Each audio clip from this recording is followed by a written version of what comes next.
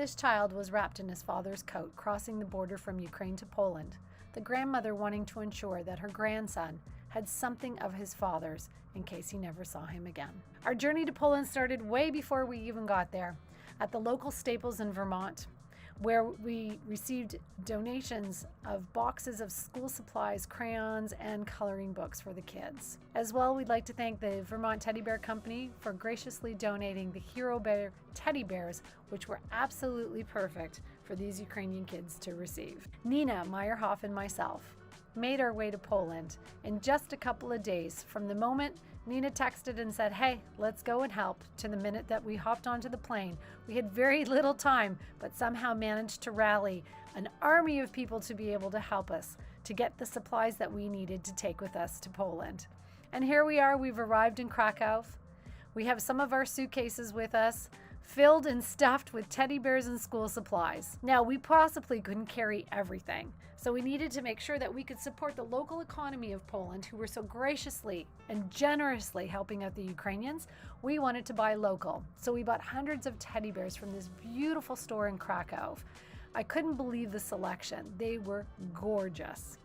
Our first stop was to make it to the border of Medyka, on the border of Poland and Ukraine, where we were able to see hundreds and thousands of people lined up, waiting to be processed as they entered into Poland. A team of us got together and started meeting people, connecting, and handing out teddy bears.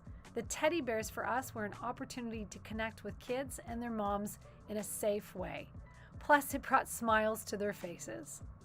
From the border, we headed to the town of Oświęcim, or Auschwitz. Now, many of us, when we think of Auschwitz, think of the concentration camp. But outside of that is a beautiful old town of Oświęcim. And here, the people so welcomely opened their arms for people to be able to come and stay. Our work from there led us back to the Refugee and Processing Center near the border once again in Medyka, where we met and saw hundreds of people staying in the shelters. We also had the opportunity to go to the train station. And here was a different kind of hope. Unlike the border, where people looked so tired and just shell-shocked coming across, the train station was a place of hope.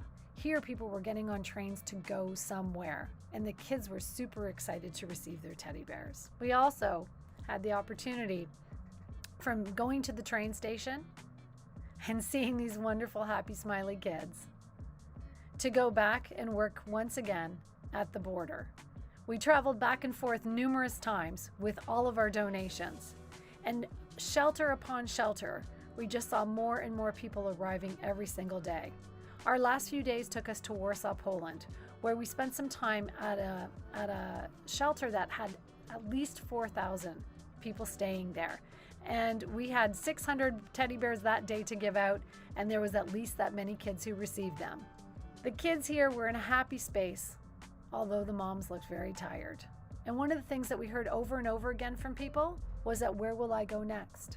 The shelters aren't a place to stay. The shelters aren't a place for you to raise your children, and it's certainly not a place to stay safe. And so this propelled us to go back to Oświęcim, where the One Humanity Institute, which Nina heads up, owns 2 buildings. One of them was badly bombed during World War II, but the other, an old bakery, had 9 apartments. So with the call of volunteers and another one of our fellow hope makers, started project managing and getting the local high school kids involved in the cleanup and the beginnings of the demolish, so that we could hire the contractors and get the contractors ready to refurbish these buildings. The 9 apartments will allow for up to 25 people to be able to stay and live for an extended period of time until it is safe to go back home. I'm back home now, and as I reflect upon my time in Poland, I realize what a blessing it was to be there at the beginning of this war. It's because at that point in time, it was just people. It was just the people of Poland and the volunteers that had come to help. There wasn't any NGOs, there wasn't any government set up yet. It was just people coming to help, and we got to be a part of that, which I am truly blessed and honored. I was expecting the teddy bears to be the bridge for me to be able to talk and connect with kids and women as they cross the border. But what I wasn't expecting was how teddy bears could help to unite so many people. I want to thank everybody who donated. Your donations made it possible for us to give more than 1,000 teddy bears out to these kids and families as they crossed. And not only that, but the fundraising continues and the work continues. Team B, which is over there now and has been for the last 6 weeks, has been working on the One Humanity Institute House of Hope. And with this House of Hope, the vision is to be able to provide longer-term transitionary housing for people until they're ready and it's safe to go back to Ukraine. But while in Poland, to have a place where they can feel as safe as can be, have a place to work, have a place where there's a daycare so that people can watch each other's children while they're working, a communal kitchen to get together, but also their own privacy of their own spaces. And so I'm excited about the work that we're doing. I'm excited that so many people have helped. And I just want to thank everyone for their generous donations, their kind words, and of course their support. Slava Ukraini!